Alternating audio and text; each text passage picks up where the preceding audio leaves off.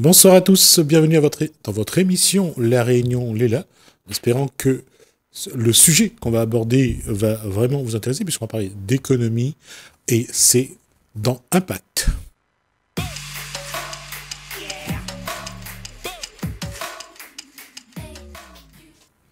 Et vous avez vu son nom déjà à l'écran, Corinne Salmon-Mareux, bonsoir. Bonsoir Jasmine. C'est un plaisir. C'est un plaisir, oui. Je suis très contente d'être à nouveau parmi vous. Votre invité. Alors, mon invité aujourd'hui, c'est Anaïs Germain. C'est ça, c'est Germain. Anaïs Germain, qui est donc directrice de l'immobilière de Saint-Paul, qui est une agence immobilière située à Saint-Paul, tout est dans le nom. Vous êtes mère de combien d'enfants? Trois enfants. Oui. Et influenceuse Instagram, puisque vous comptez au moins plus de 11 000 abonnés à votre page Instagram. Alors, dans un premier temps, Anaïs, est-ce que vous pouvez nous préciser quel est votre parcours professionnel? Qu'est-ce qui vous a amené dans votre parcours professionnel à créer votre agence immobilière sur La Réunion? Alors en fait, dans mon parcours, à mes 18 ans, ma prof d'éco, je ne savais pas ce que j'allais faire de ma vie, et ma prof d'éco me dit « mais je te vois trop dans l'immobilier ». Et alors là, je me suis dit je ne sais pas quoi faire, je l'écoute. Et donc à 18 ans, j'ai eu mon bac et j'ai postulé tout de suite dans l'immobilier et j'ai été prise. Donc aujourd'hui, j'en ai 37, ça fait presque 20 ans que je fais de l'immobilier maintenant. Je suis arrivée sur l'île de La Réunion il y a 7 ans. J'ai travaillé pour 2 agences et mon mari aussi est agent immobilier et au bout d'un moment, on s'est posé, on s'est dit pourquoi pas se lancer et ouvrir notre propre agence. Ok. Pourquoi pas se lancer? Par rapport à l'expérience, par rapport à une envie d'avoir plus de cartes en main sur l'image que vous avez Tout, c'était dans la manière de travailler, dans plein de choses où des fois on n'était pas trop d'accord. Parfois on avait des responsables qui n'avaient jamais fait d'immobilier, qui nous donnaient plein de conseils, de choses à faire. Et on se disait non, mais nous maintenant on a des années d'immobilier, on le fait, on le pratique, on produit encore nous dans l'immobilier. Donc voilà, on s'est dit allez, on se lance. Et puis on avait envie de former, on avait envie de toucher à autre chose aussi. Il y a quelque chose dans votre... Enfin, vous avez un trait de caractère qui est particulier, c'est que vous êtes en quête de perfection dans ce que vous faites. Tout à fait. C'est un plus ou un obstacle à franchir à chaque fois? Non, la quête de perfection, c'est un plus quand même. S'améliorer chaque jour. Je pense que ce matin, lundi, on se fait la réunion et on réfléchit comment on peut s'améliorer, comment on peut être plus vu, Il y a énormément de concurrents sur l'île. Et donc voilà, il faut être différenciant absolument. Corinne Salmon-Mareux, c'est vous qui voyez des chefs d'entreprise assez souvent. Je veux dire, avoir cette qualité de pouvoir décider, parce que c'est un trait de caractère aussi de madame, c'est de dire on prend une décision. C'est ça qui force un petit peu le respect et l'admiration d'un chef d'entreprise, être capable de décider. Ça fait partie de son leadership, effectivement. C'est être en mesure de faire un choix. Et très souvent... Anaïs me rejoindra sur ce constat, mais très souvent, on est amené à faire des choix, même si on n'a pas tous les éléments en main pour faire ce choix. Puisqu'on décide, on a différentes voies à prendre. Tout à fait. Et on décide d'en prendre une parce qu'elle semble correspondre, alors très souvent d'ailleurs, à contrario de ce qui se dit sur la voie publique, un bon leadership, un bon leader, c'est aussi quelqu'un qui écoute son intuition. C'est vrai. Et très souvent, dans les grands groupes, etc., c'est tout l'inverse. On met de côté tout ce qui est irrationnel, l'intuition n'en fait pas partie. Alors que les plus grands PDG, avec du recul, quand ils sont à la retraite, témoignent que la majorité de leurs décisions, que ce soit des recrutements ou de prendre l'orientation stratégique, un tel ou un tel de l'entreprise, en fin de compte, ça venait à 70% de l'intuition. Et on rajoute à cela quelques ingrédients de faits... rationnel, des mesures, des KPI, ce qu'on appelle des KPI dans le secteur de l'entreprise. Je vous avais dit parce que à 18 ans, décider d'aller dans l'immobilier parce qu'on vous a conseillé, c'est-à-dire qu'il faudrait avoir une intuition quand même assez... Je me suis renseignée, j'ai passé mon bac, je me suis renseignée. Moi, je suis originaire du nord de la France, des parents ouvriers. Et sur papier, le métier me plaisait bien. En plus, il n'y avait pas comme les émissions de maintenant sur l'immobilier où on peut voir un petit peu... Donc, c'était vraiment... j'ai poussé la porte d'une agence, je me suis assise et j'ai dit, il faut me recruter absolument. Et à l'époque, je n'avais pas le permis, je n'avais pas plein de choses. Et ils m'ont quand même donné ma chance. Et puis, j'ai jamais quitté l'immobilier depuis. Quels sont les arguments de poids qui ont changé la donne? Parce que devenir négociateur IMO sans permis, sans voiture... Comment est-ce que vous avez fait? J'ai commencé par être assistante commerciale. On m'a dit, écoute, commence, ça va t'apprendre le métier. Donc, je devais rédiger plein de documents, tout. Et puis, en fait, j'étais l'assistante qui levait toujours sa main quand il y avait un absent pour est-ce que je peux aller en visite? Est-ce que moi, je peux aller? Et puis, au bout d'un moment, il a compris. Il m'a dit, écoute. La motivation, la curiosité, tout était là pour... Mais à l'époque, c'était des métiers où on pouvait se permettre d'être salarié. Aujourd'hui, plus du tout. Quand on parlait tout à l'heure de prise de risque ou autre, c'est vrai que quand avec mon mari, on s'est posé, on s'est dit pourquoi pas ouvrir une agence. On est 2 indépendants complètement. On est parents de 3 enfants. On a des charges, un loyer, enfin voilà. Et c'était est-ce qu'on y va? Mais dans toute réussite, il y a une prise de risque à la base. Donc on s'est lancé. La suite? La suite, alors dites-moi, comment est-ce que vous faites justement pour concilier vie perso, vie pro avec 3 enfants et en plus en étant associé avec votre mari? Alors, c'est pas toujours facile. Ma journée commence très tôt. Maintenant, il m'arrive de les emmener en visite. Enfin, voilà, ils sont à l'école, ils vont à la garderie après. Ils ont des grosses journées, mais comme je les avais aussi à l'époque. Après, je dépose mon fils au hip-hop, l'autre au tennis. Ils ont quel âge? Les jumeaux, ils ont 8 ans bientôt. Et ma fille, elle a bientôt 7 ans. Ils ont 11 mois d'écart. Ok. Oui, donc c'est une vie palpitante. Et à ça, il faut qu'ils mangent des fruits et des légumes, il faut faire bien à manger, il faut que tout soit bien, il faut faire les devoirs 30 minutes par jour. Limiter les temps d'écran, etc. Exactement. Toute la vie des mamans. Exactement, mais j'arrive à, au bout d'un moment, mettre mon téléphone de côté. À partir de 19h, j'estime que c'est vraiment le temps avec les enfants et il faut vraiment... C'est une autodiscipline.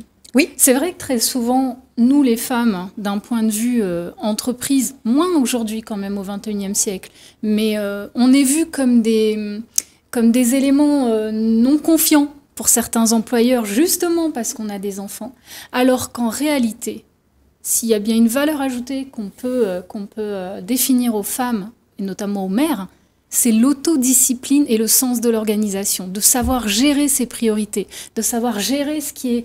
faire le distinguo entre ce qui est important de ce qui est urgent.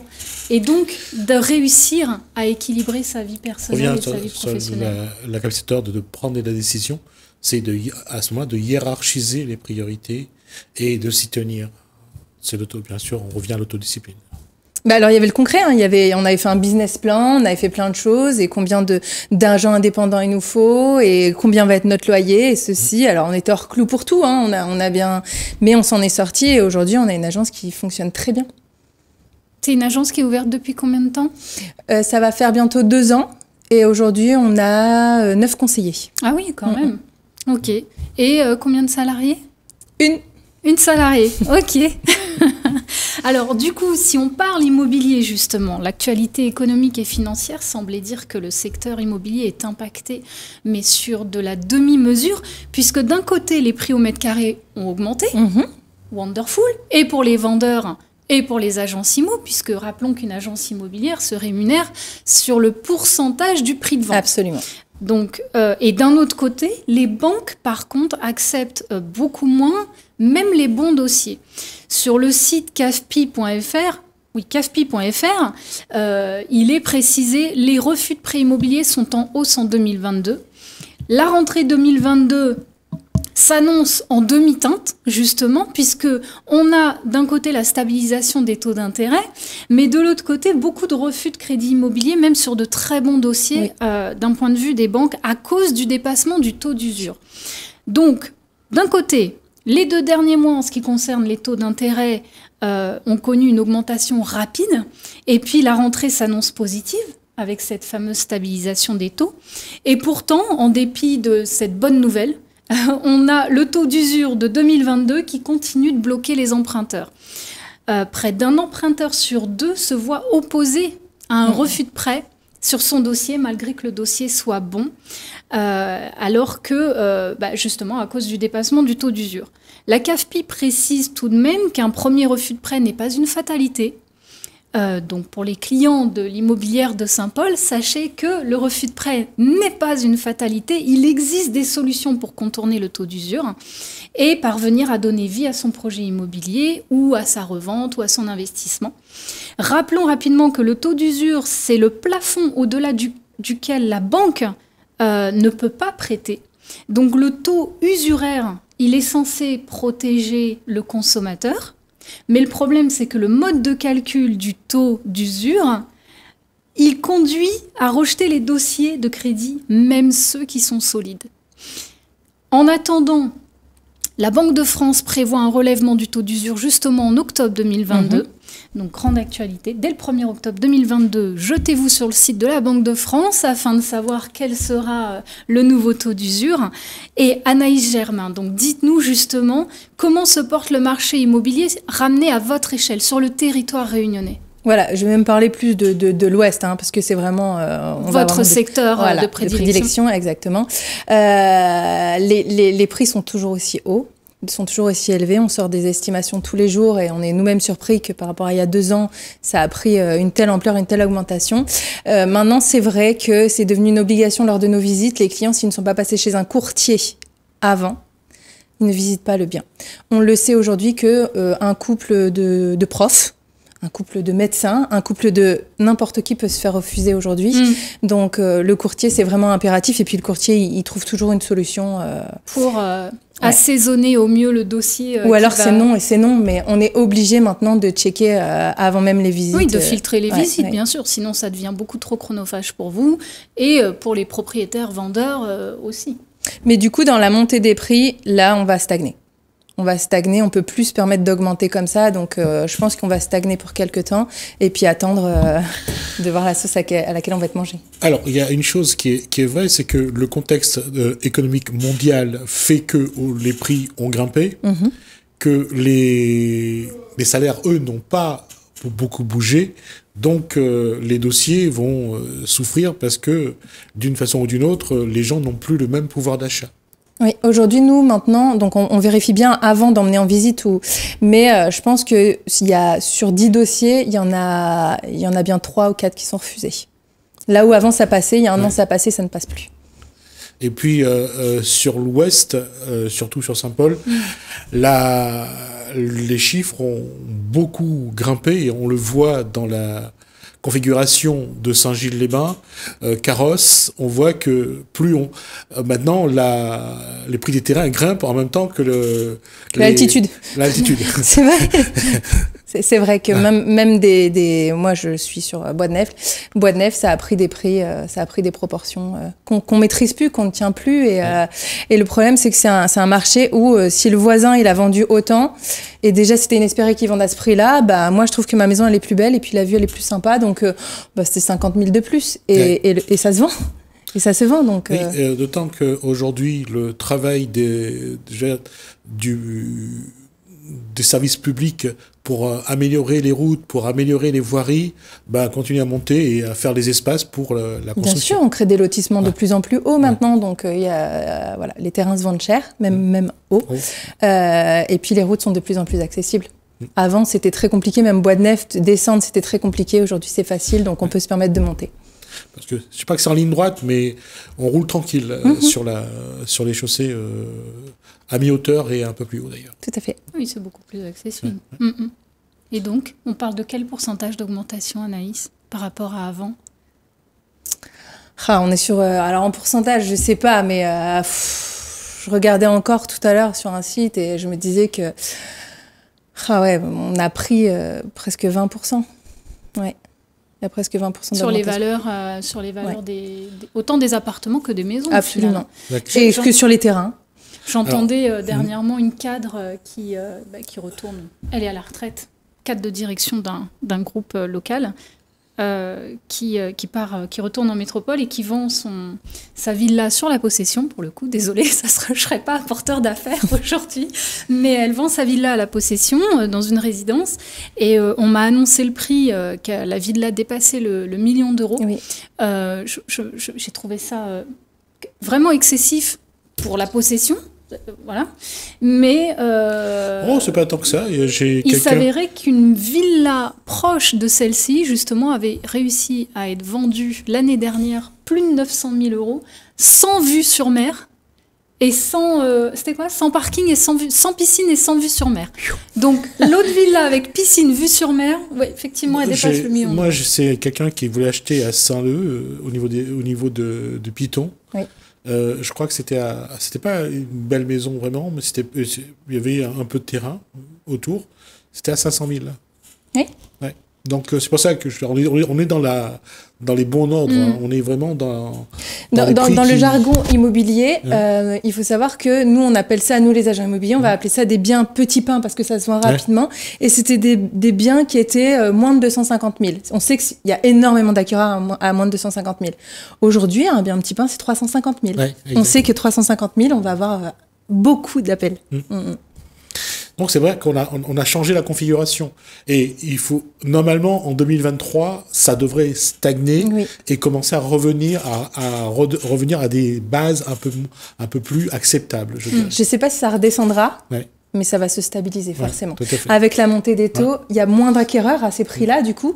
Et donc, c'est la loi de l'offre et la demande. Moins d'acquéreurs, donc des prix qui baissent un petit peu, enfin, en tout cas, qui stagnent. Mais baisser, je suis pas sûre. Et dans vos portefeuilles, du coup, est-ce que vous avez plutôt des investisseurs qui recherchent un bien pour le mettre en location ou défiscaliser, ou est-ce que vous avez plutôt des primo-acquéreurs qui recherchent des petites familles qui recherchent des appartements ou la petite villa, etc.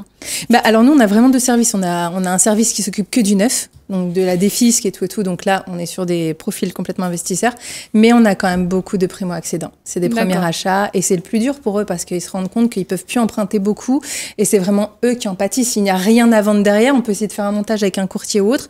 Il n'y a pas de patrimoine des fois derrière et c'est pour eux, c'est le plus difficile. Et parmi vos primo-accédants, est-ce que vous avez plutôt des familles avec enfants ou des familles sans enfants, enfin des couples sans enfants? On a plutôt des familles avec enfants. Ok. C'est vrai que le 4 chambres, on entend tout le temps, ce serait idéal. Moi-même, avec mes 3 enfants, j'ai pas un 4 chambres. On sait que c'est hyper compliqué ou alors que ça prend des prix. Il nous reste 5 minutes. Oui, monsieur Tan. Oui, monsieur Tan. Anaïs, rappelez-nous du coup, quel est le nom de votre agence immobilière? Où est-ce qu'on peut vous trouver? Si vous pouviez donner des repères et des indications aux personnes qui nous écoutent. Et surtout, dites-nous quelle est la valeur ajoutée de l'immobilière de Saint-Paul. Pourquoi s'adresser à vous? D'accord. Alors mon agence, en fait, ça s'appelle IDSP, Immobilière de Saint-Paul. On nous retrouve du coup très facilement sur Google. On est situé route de Savannah, c'est-à-dire qu'il y a le rond-point avec Enghien, Picard et compagnie. Et on est juste après, donc dans la montée de Savannah juste avant. Après mon agence, j'ai su m'entourer d'une équipe de professionnels, certains qui n'étaient même pas issus du milieu de l'immobilier, mais qui avaient la volonté de bien faire, qui ont compris que au-delà du côté pécunier, on participe à un projet de vie. On aime tous notre métier, c'est quand même un métier de passion. On envoie des mails le matin 6h jusque 20h le soir. On revient sur la perfection. Je demande vraiment aux conseillers de donner des comptes rendus de visite. S'il y a une visite, c'est checké par un courtier, on n'a pas d'erreur. Aujourd'hui, d'ailleurs, les avis de l'agence sont très bons. On essaie de vraiment faire de manière carrée. Nos estimations, c'est pas surévalué, c'est des bonnes estimations. Enfin voilà, c'est la perfection. On peut encore s'améliorer et on le fera encore. Il y a une concurrence folle, mais aujourd'hui ça paye parce que je vais pas dire les mandats tombent tout seuls, mais le bouche à oreille. On a tous nos anciens clients qui nous recommandent et petit à petit ça s'est fait comme ça et ça fonctionne bien. Donc l'agence fonctionne bien. Donc vous gagnez en notoriété. Exactement. Par votre professionnalisme, qui lui-même est agrémenté de perfectionnisme. Exactement. On est bon. Donc merci Anaïs. Avec un grand plaisir. merci d'être venue. Et puis ce sera un plaisir de vous accueillir à nouveau pour que vous nous fassiez une actualité régulière, pourquoi pas, du marché de l'immobilier sur la Réunion, en tout cas sur Saint-Paul. Je vais juste poser une question. Madame, c'est... Aujourd'hui, surtout sur un territoire comme Saint-Paul, est-ce que, j'allais dire, quelqu'un qui est à 1 500 € par mois a une chance d'avoir un prêt à la banque pour s'acheter une maison? S'il est seul? Non, une famille? Une famille. Il pourra, le problème sera le montant qu'on va lui donner, et avec ce montant-là, on pourra quasiment rien faire. Parfois, le montant donné, on se retrouve à avoir des habitations moins bien que notre location même. À construire le brut finalement. Oui. Pas plus. Non. Pas plus. Ouais. Non. Non, parce que je veux dire quelque part, cette société, elle devient sélective. Bien sûr. C'est vrai. Oui, ça fait un moment. Hein. Il n'y a pas fallu la montée des taux, mais effectivement. Et aujourd'hui, soit on est dans des cages à lapins et on est dans des choses qui se construisent avec beaucoup de défauts de construction, Et malheureusement, les gens qui rentrent là-dedans, après, ils ne peuvent plus faire grand-chose. Et c'est une qualité de vie qui est médiocre. Si ce n'est que subir. C'est pour ça qu'aujourd'hui, l'immobilier à La Réunion va poser un vrai problème de société, c'est de savoir qui aura accès à un logement décent et confortable. C'est exactement ça. C'est une équation avec beaucoup d'inconnus et il va falloir que... Malheureusement, il n'y a pas de solution. Il faudra avoir de l'argent ou gagner à la loterie. Non, mais c'est ça, c'est ça. Euros, millions. qui va acheter son billet? En tout cas, merci. Merci Justine, avec merci plaisir, Anaïs. merci à vous. Merci à vous pour ça et j'espère qu'on aura pour cette information-là, j'espère qu'on aura l'occasion de faire le point un petit peu sur l'évolution du logement à La Réunion et voir un petit peu parce que là aussi où il y a un problème, c'est que il y a aussi cette guerre parfois entre professionnels pour aussi bien la construction que pour la location que pour promouvoir les logements. Parfois, on oublie un peu notre humanité et là aussi, nous commettons des erreurs et parfois la perfection. C'est pour ça qu'il faut encore travailler chaque jour et essayer de s'améliorer. Merci à vous en tout cas pour ces informations. Merci à vous de nous avoir suivis. Merci Hélène, merci François. Je vous dis à bientôt.